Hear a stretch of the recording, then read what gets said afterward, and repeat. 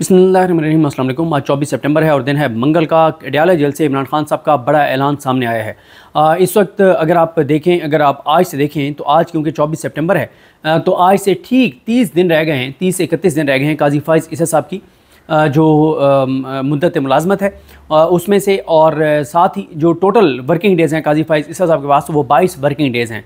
और इसमें जो एक और चीज़ बहुत अहम है और वो ये है कि अगर काजी फ़ाइज़ ईसा साहब की एक्सटेंशन होनी है तो उसके लिए जो टोटल दिन पीछे रह गए हैं वो 15 से 20 दिन रह गए हैं। क्योंकि अगर तो अक्टूबर के पहले हफ्ते में या 10 अक्टूबर तक या बहुत 15 अक्टूबर तक काजी साहब की एक्सटेंशन हो गई तो हो गई, ना हुई तो फिर उसके बाद तो वैसे ही मंसूर अली शाह साहब का नोटिफिकेशन जारी करना पड़ जाएगा।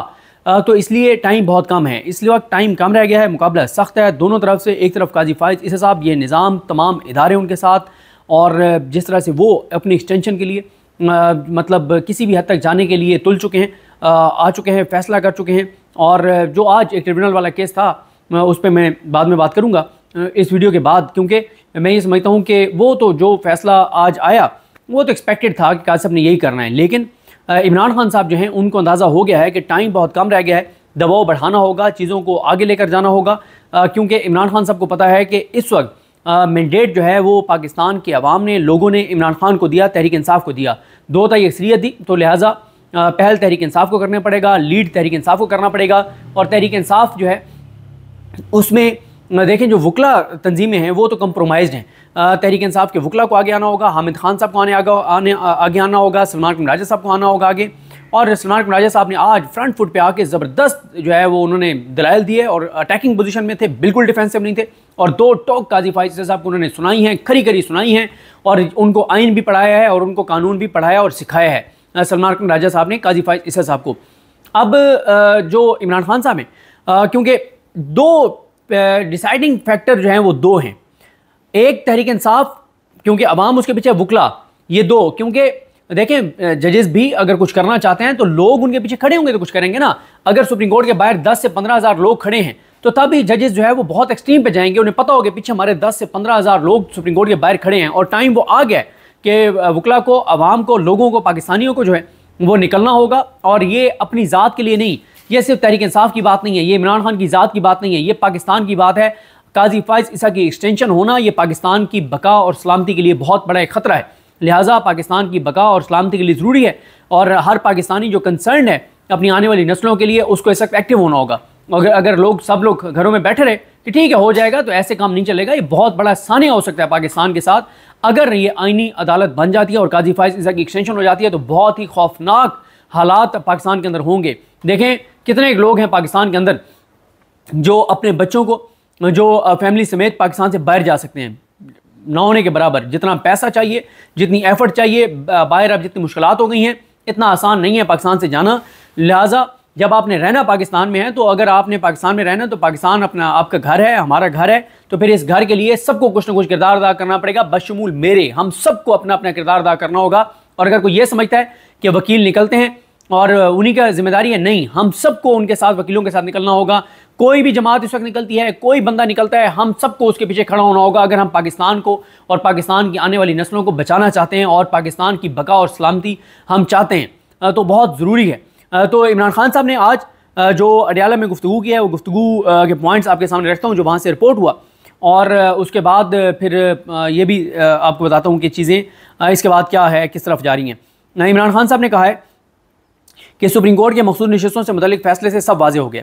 चीफ इलेक्शन कमिश्नर जानिबदार अंपायर ही नहीं बल्कि इनकी टीम का ओपनर बल्लेबाज है। काजी फ़ाइज़ ईसा दूसरा बल्लेबाज है। इन तमाम हरकत, इन तमाम की जो हरकतें हैं वो मफाद का टकराव हैं, कन्फ्लिक्ट ऑफ इंटरेस्ट है। जो काजी फ़ाइज़ ईसा कर रहे हैं, जो सिकंदर उस्मान राजा कर रहा है, ये कन्फ्लिक्ट ऑफ इंटरेस्ट है। क्योंकि काजी फ़ाइज़ ईसा साहब भी अपनी एक्सटेंशन के लिए कर रहे हैं, सिकंदर उस्मान राजा को भी एक्सटेंशन दी जानी है, तो ये सब अपनी एक्सटेंशन लिए कर रहे हैं। तो ये मफादात का टकराव है। इमरान खान कहते हैं कि ये चाहते हैं कि इन्हें 2 तिहाई अक्सरियत मिल जाए और अंपायरों को तोसी मिले। वाज़ेह हो गया है कि काजी फ़ाइज़ ईसा लंदन प्लान का हिस्सा हैं। काजी फ़ाइज़ ईसा ने कौम के साथ फ्रॉड किया। हमारी 9 मई और 8 फरवरी की दरखास्तें काजी फ़ाइज़ ईसा ने नहीं सुनी।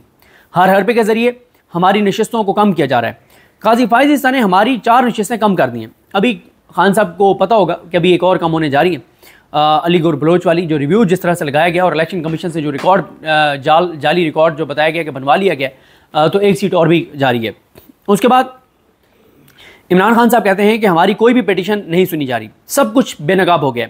थर्ड एम्पायर इनकी पुष्ट पर है क्योंकि उसने भी तोसी लेनी है। नैब तरमीम का केस चल रहा था, तब भी कहा था कि हमारी दरख्वास्तें सुने, लेकिन हमें नहीं सुना गया। ये इमरान खान साहब बात कर रहे हैं जब इमरान खान साहब अडयाला जेल से पेश हुए थे वीडियो लिंक के जरिए। तो इमरान खान साहब ने काजी फायज साहब को कहा था कि हमारी दरख्वास्तें हम नहीं लगा रहे, लगाएं। काजी साहब ने कहा था कि आपके वकील को पता है कि दरख्वास्तें कैसे लगती हैं। उसके बाद इमरान खान साहब कहते हैं कि इलेक्शन से PTI को बाहर रखना और पार्टी को मुकम्मल तौर पर उड़ा देने की कोशिश थी, यानी PTI को बाहर रखना जो है वो बिल्कुल PTI का खात्मा करने की कोशिश थी। अब सब बेनकाब हो चुका है, सारे पर्दे हट चुके हैं। मोहसिन नकवी एक यूनियन कौंसिल का इलेक्शन नहीं लड़ सकता, वो मुल्क का करता धरता बना हुआ है। मोहसिन नकवी ने सारी ज़िंदगी फ्रॉड के अलावा कुछ नहीं किया। ज़बरदस्त जजेस रास्ते में आए मगर उनको हटा दिया गया। जस्टिस इजाजुल हसन और जस्टिस मज़ाहिर अली अकबर नकवी को काजी फायज ईसा ने बाहर कर दिया। और ये जो इमरान खान साहब बात कर रहे हैं, ये काजी साहब के जो बहुत करीब रहने वाले रिपोर्टर हैं, वो आप ये बताते हैं कि काजी साहब ने कहीं पर ये शर्त रखी कि अगर आप मुझसे ये चीज़ें चाहते हैं कि मैं ये चीज़ें करूँ, 8 फरवरी का इलेक्शन रिग्ड हो, शरीफ खानदान को इक़्तिदार में लाया जाए, नून लीग को इक़्तिदार में लाया जाए, PTI को बाहर किया जाए, इमरान खान के केसेस ना लगाऊं, इमरान खान को सज़ाएं हों, बंद कमरों में एक के बाद दूसरे के बाद तीसरी सज़ाएं हों, गिरफ्तारियां हों, इंसानी हुकूक की पामालियाँ हों, तो खुद काजी साहब के जो करीब रहने वाले साफ़ी हैं वो आप ये कहते हैं कि काजी साहब ने कहीं पर शर्त रखी कि अगर आप इन 2 जजेस का इस्तीफ़ा मुझे लेके दे देते हैं, इजाजुल हसन और मज़ाहिर अली अकबर नकवी, इनके लिए ऐसे आप हालात पैदा कर देते हैं कि इनके पास इस्तीफ़े के अलावा ऑप्शन आ रह जाए, तो फिर जो है मैं हाजिर हूँ। इमरान खान साहब कहते हैं कि प्रैक्टिस एंड प्रोसीजर एक्ट खुद काजी ने बनवाया और फिर तब्दील कर दिया। जस्टिस काजी फायज ईसा इस कानून साजी से अपनी डिक्टेटरशिप कायम करना चाहता था। इस कानून साजी से जमहूरी तरीके से केस लगने की खिलाफवर्जी की गई। प्रैक्टिस एंड प्रोसीजर कमेटी के हवाले से जस्टिस सैयद मंसूर अली शाह ने बिल्कुल ठीक मौक़िफ़ इख्तियार किया।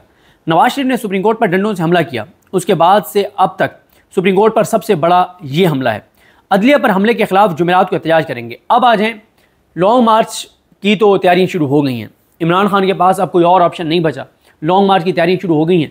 लेकिन उससे पहले 72 घंटे के लिए अपने खिलाड़ियों को इमरान खान सड़कों पर लाने के लिए एक प्लान इमरान खान ने दिया है। और इमरान खान को पता है कि टाइम ज़्यादा नहीं है लॉन्ग मार्च की तैयारी में, और लॉन्ग मार्च होने में टाइम लगेगा। फौरी तौर पे वो चीज़ें जो है वो सड़कों पर लाना चाह रहे हैं, क्योंकि फैसले अब सड़कों पर होंगे, इसमें कोई दूसरी राय नहीं है। इमरान खान साहब ने कहा है कि जुमेरात को हम अदलिया पर हमले के खिलाफ एहतजाज करेंगे। जुमेरात को, जुमे को क्या होगा, जुमे को PTI जो अपना एहतजाज करती है मुल्क भर में, इस बार वो होगा। जुमेरात को अदलिया के लिए निकलेंगे, जुमे को इंसानी हुकूक की पामालियों, मैंडेट की वापसी, पाकिस्तान को बचाने के लिए निकलेंगे, और हफ्ते वाले दिन पिंडी में जलसा करेंगे। तो 72 घंटे के लिए इमरान खान के खिलाड़ी सड़कों पर होंगे, आंख मचोली होगी, निकल रहे होंगे, मतलब एक चीज़ें हो रही होंगी, गिरफ्तारियाँ हो रही होंगी, इधर से निकल रहे होंगे, उधर से रैली हो रही होगी। तो ये अब अच्छा, PTI के अंदर एक सोच ये भी है कि खान साहब को कहा जाए कि बजाय हम टुकड़ों टुकड़ों में अब निकलें, हमें पूरा फोकस जो है वो डोर टू डोर कैंपेन और लॉन्ग मार्च की तारीख पे ही जाना चाहिए। ये राय खान साहब को मेरे ख्याल है कल PTI की कुछ लोग मिलेंगे और वो खान साहब को कहेंगे कि एक राय पार्टी के अंदर ये है कि ये हम ना जुमेरात को निकलें ना जुमे को निकलें और हफ्ते को जलसा करें, लेकिन पूरा फोकस जो है ना वो अब डोर टू डोर कैंपेन, जैसे लाहौर की तंजीम ने बड़ा हौसला दिया है तहरीक इंसाफ पूरी को पूरे पाकिस्तान में, तो उसी तरह से तब्दीली रज़ाकार बना के डोर टू डोर कैंपेन करें और एक ही बार निकलें, एक ही दिन निकलें और डी चौक उसका जो है वो उसकी मंजिल हो उस लॉन्ग मार्च की। उसके बाद इमरान खान कहते हैं कि जलसे की इजाज़त ना दी गई तो हम एहतजाज करेंगे। मातहत अदलिया मुकम्मल तौर पर इनके कंट्रोल में है, जो जज कंट्रोल नहीं होता उसको ट्रांसफ़र कर दिया जाता है। जो जज 9 मई के मुकदमात का फ़ैसला देने लगे थे उनको भी तब्दील कर दिया गया। बदकिस्मती से हमारे मुल्क में DGI की तैनाती की खबरें हेडलाइन बनती हैं, दुनिया में कहीं भी किसी फ़ौजी ऑफिसर की तैनाती पर खबरें नहीं छपती।